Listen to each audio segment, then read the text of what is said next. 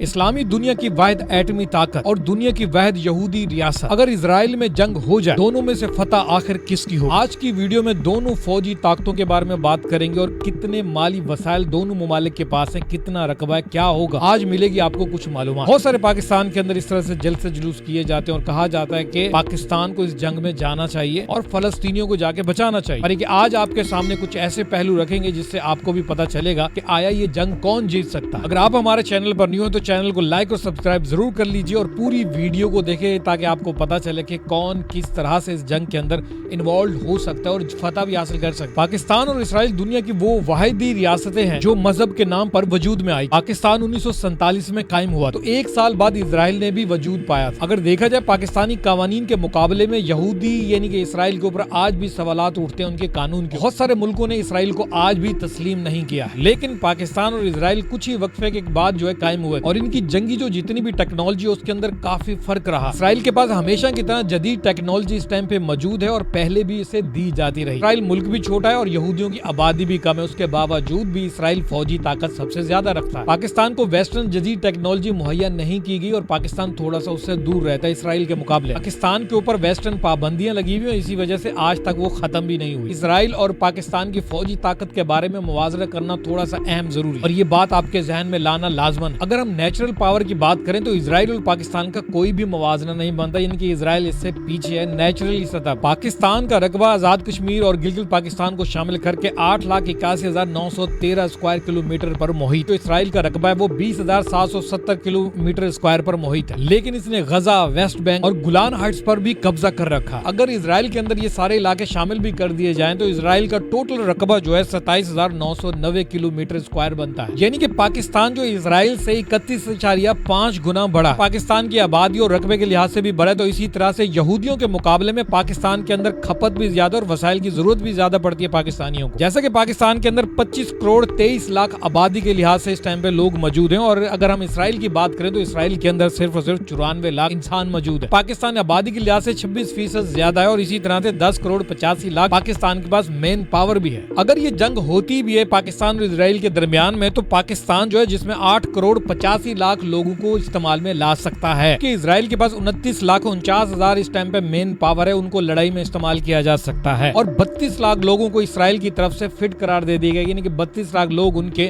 لڑنے کے لیے اس ٹائم پہ ایکٹیو، اور باقی اسرائیل کے لوگ جو ہیں جنگ میں حصہ نہیں لے سکتے۔ یہ چیز واضح کہ پاکستان کو رقبے اور عوامی طاقت کے لحاظ سے اسرائیل کے اوپر زیادہ بڑھتری ہے۔ اب دیکھتے یہ ہیں کہ دونوں ملکوں کی اصلی فوجی طاقت کہاں پر کھڑی ہے۔ پاکستان کی بات کریں تو پاکستان کے پاس جتنی بھی اس ٹائم پہ فوج ہے تقریباً 6,54,000 اس ٹائم پہ موجود۔ پاکستانی فوجی رینکنگ کے حوالے سے انٹرنیشنل سطح پر 7ویں نمبر پر آتا ہے اس ٹائم، جبکہ دوسری جانب اسرائیل کے پاس جو ٹوٹل جو فوجی ہیں سارے ملا کر 1,70,000 اس ٹائم پہ موجود ہے، اور انٹرنیشنل رینکنگ میں فوجی لحاظ سے اسرائیل کا نمبر جو ہے 31ویں نمبر پر ہے اس ٹائم۔ اسرائیل کی جو جتنی بھی آبادی ہے اس کو زیادہ سے زیادہ جنگ کے لیے تیار کیا گیا، اور پاکستان کی عوام کی ہم بات کریں جس طرح سے آبادی ہے تو پاکستانی عوام نے کم سے کم جنگ کے لیے لوگوں کو تیار رکھا ہوا ہے اس ٹائم۔ کچھ جو اسرائیل کے فوجی جو حد سے زیادہ اور اچھے لڑنے والے ان کی تعداد بھی 35,000 ہے۔ اور بات مالی لحاظ سے کون زیادہ طاقتور ہے، اسرائیل ہو یا پاکستان؟ اگر ہم بات کریں امریکہ کی تو امریکہ کافی اسرائیل کے ساتھ تعاون کرتا ہے، اسی لحاظ سے کہ امریکہ کی مدد اسرائیل کو ملتی رہتی ہے، اسی طرح سے اسرائیل معاشی لحاظ سے کافی طاقتور ہے۔ اسرائیل کو اس لیے بچہ پاکستان یا پوری دنیا کے اندر اس لیے جانتا ہے کہ یہ فلسطین کے اوپر ظلم ڈھاتا ہے، اور اس سے سب سے بڑی وجہ یعنی کہ اسرائیل کو کافی ہیلپ کی جا رہی ہوتی ہے ویسٹرن کنٹری کی طرف سے، جس کی وجہ سے اسرائیل کا جی ڈی پی جو ہے سب سے زیادہ ہو چکا ہے اس ٹائم۔ پاکستان کے جی ڈی پی کی بات کریں تو پاکستان کا 2024 میں 338 ارب ڈالر اور اسرائیل کا پاکستان کے مقابلے میں 565 ارب ڈالر تھا۔ اسرائیل کا جی ڈی پی سب سے زیادہ تو اسی وجہ سے اس کا جو ڈیفینس ہے، جو فوجی طاقت ہے وہ پاکستان سے کافی حد سے زیادہ ہے۔ پاکستانی فوجی طاقت کی بات کریں تو پاکستان کا جو ڈیفینس بجٹ ہے 7 ارب 64 کروڑ ڈالر ہے، جبکہ پاکستان کے مقابلے میں اسرائیل کا جو بجٹ ہے پاکستان سے 4 گنا زیادہ ہے۔ کے باوجود بھی اتنے کم بجٹ میں پاکستان اپنے ہتھیاروں کو اچھی طرح سے آپریٹ کر رہا ہے اسرائیل کے مقابلے میں۔ پاکستان کے پاس ایئر فورس کے جو طیارے ہیں اس ٹائم پہ 1,390 ہیں اور پاکستان 7ویں نمبر پر آتا ہے انٹرنیشنل رینکنگ، اور اسرائیلی ایئر فورس جو اس کے بعد جو طیارے ہیں اس ٹائم پہ 611 ہے۔ پاکستان کے پاس 1,390 طیاروں میں سے 328 جیٹ طیارے ہیں جو کہ پاکستان انٹرنیشنل رینکنگ میں 6 نمبر پر آتا ہے، اور اسرائیل کے جیٹ طیاروں کی بات کریں تو ان کے پاس 240 طیارے اور انٹرنیشنل رینکنگ کے اندر وہ 10ویں نمبر پر آتا ہے۔ پاکستان کے پاس جو طیارے ہیں جو کہ ایک دم حملہ کرتے ہیں اس کی تعداد